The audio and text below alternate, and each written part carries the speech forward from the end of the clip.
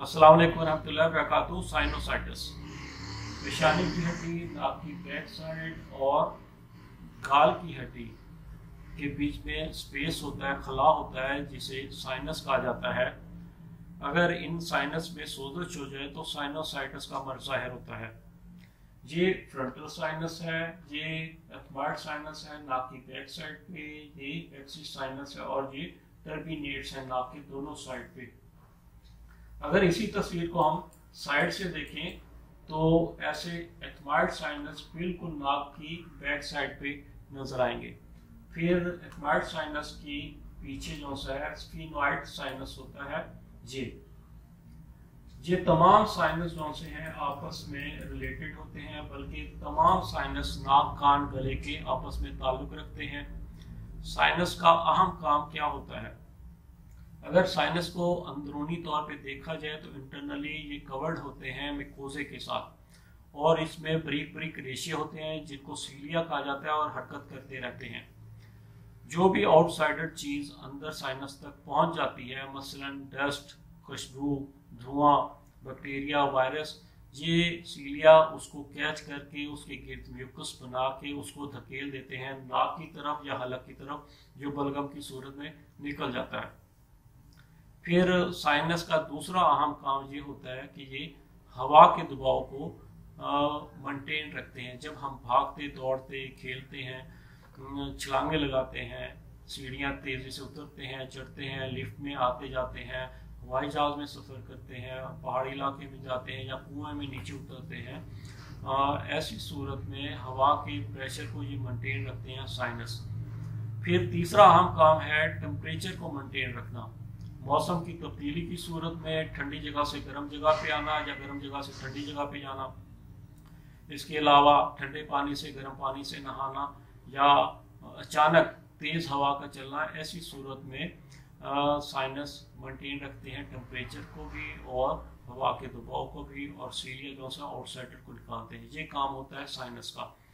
और कुव्वत मुदाफ़ियत कमज़ोर होने की वजह से ये साइनस अपना काम ठीक नहीं कर पाते, तो फिर भी साइनोसाइटिस का प्रॉब्लम जाहिर हो जाता है। इसके अलावा इसकी वजूहात में bacteria, virus, fungus infection, allergy, किसी किस्म की डस्ट एलर्जी, पोलन एलर्जी, किसी डाइट से, कोल्ड ड्रिंक से, मौसम की तब्दीली की वजह से एलर्जी, धुएं से या स्मोकिंग की वजह से साइनोसाइटिस हो सकता है। मेडिसिन इफेक्ट जो सा है, किसी भी प्रॉब्लम के लिए अगर मेडिसिन इस्तेमाल कर रहे हैं उसका इफेक्ट अगर साइनस पे हो जाए तो ये प्रॉब्लम जाहिर हो सकता है।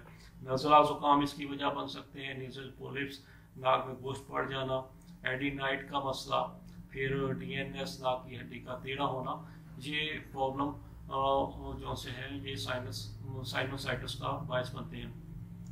ज़रूरी नहीं कि किसी भी मरीज़ में इन वजूहात में से कोई वजह हो, बल्कि हर मरीज़ में जो सी साइनोसाइटिस की वजूहात मुख्तलिफ हो सकती हैं। वो डिपेंड करती हैं उस मरीज़ की हिस्ट्री पे, उसकी फैमिली हिस्ट्री पे, उसके माहौल पे और उसकी हैबिट्स पे।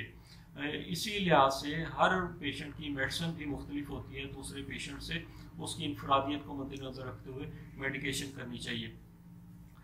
फिर आपको अर्ज़ करूँ कि साइनोसाइटिस की अलामात क्या होती हैं। साइनोसाइटिस की अलामात जो सी हैं, दो अक़साम होती हैं साइनोसाइटिस की, अक्यूट साइनोसाइटिस और क्रोनिक साइनोसाइटिस। अक्यूट को रिनोसाइनोसाइटिस भी कह सकते हैं। उसमें ये अलामात बहुत शदीद होती हैं।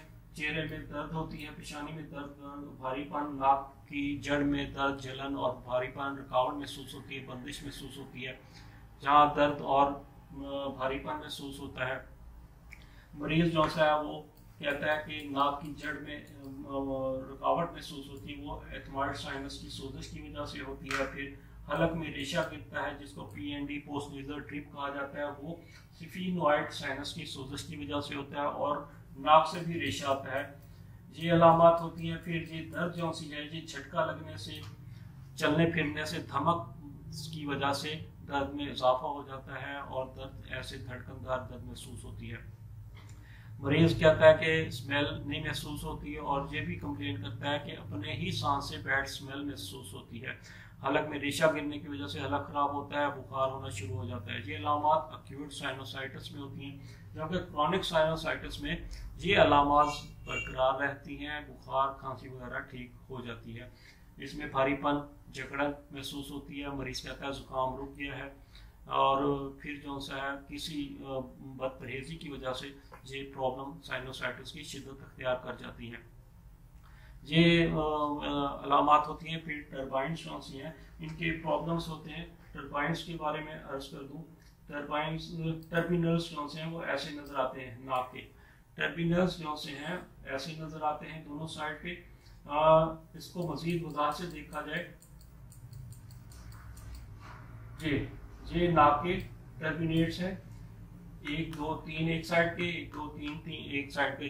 टोटल 3 टर्मिनेट्स होते हैं। किसी भी मरीज में मुमकिन है कि 2 टर्मिनेट्स एक साइड पे हों और 2 एक साइड पे हों।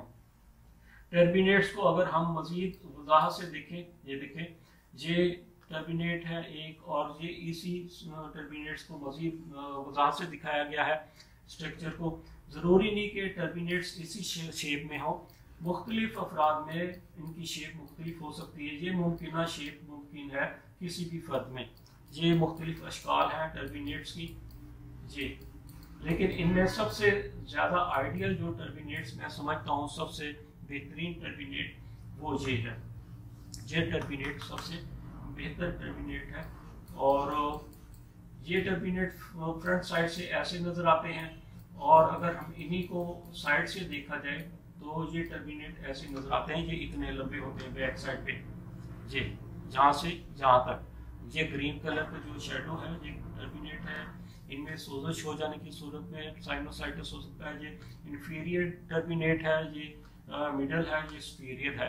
3 टर्मिनेट है, लेकिन किसी भी फर्द में ये 2 भी हो सकते हैं, एक साइड के 2 और एक दूसरी साइड के 2। टर्मिनेट्स के स्ट्रक्चर में तब्दीली आ जाए, उसकी बोन में तब्दीली आ जाए, हाइपरट्रॉफी हो जाए। ये देखें, ये नाक है, ये नाक की दरमियान वाली हड्डी, ये नथना, ये टर्मिनेट है। इसकी बोन स्ट्रक्चर में चेंजिंग हो जाए तो ये दांत है जहाँ तक इफेक्ट करेगा। फिर ये मिक्सी साइनस है, ये देखें, ये मिक्सी साइनस है। इसमें सोजिश होगी तो दांत भी अफेक्ट करेंगे, दांतों में दर्द, भारीपन महसूस होगा। ये टर्मिनेट है। टर्मिनेट की बोन का प्रॉब्लम हो जाए, इसकी इंटरनली इन्फेक्शन का या सोजिश का मसला हो तो वो भी मसूड़ों पे इफेक्ट करेगी। अब मैं आपको अर्ज करूं कि तमाम साइनस आपस में रिलेटेड होते हैं। जब कोई फर्द रोता है तो रोने के दौरान वो अगर अपना रोना रोकने की कोशिश करे तो नाक से पानी आना शुरू हो जाएगा। वो लैक्रिमल डक्ट की वजह से होता है। वो डक्ट जो सी है वो नाक में खुलती है, आंसू वाली नाली, जिसकी वजह से नाक से पानी आना शुरू हो जाता है।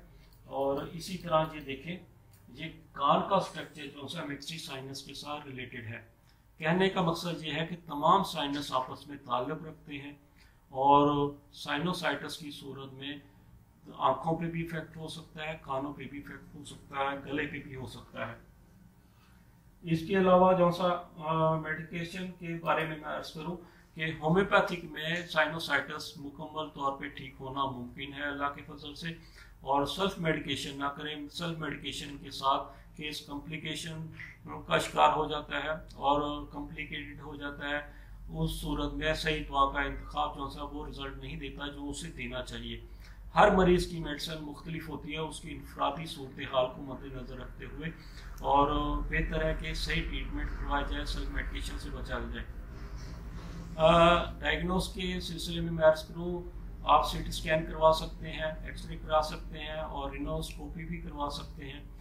साइनोसाइटिस अगर काफ़ी अर्सा कायम रहे और इस पे सेल्फ मेडिकेशन की जाए, गलत मेडिकेशन हो जाए, तो इसके साइड इफेक्ट ये हो सकते हैं कि सॉफ्ट टिश्यू जो से वो डैमेज हो जाए, फोड़ा बन जाए, या हड्डियाँ जो सी हैं उनकी प्रॉब्लम शुरू हो जाए। डॉक्टर लाइक मिनाज को इजाज़त, अल्लाह हाफिज़, फी अमान।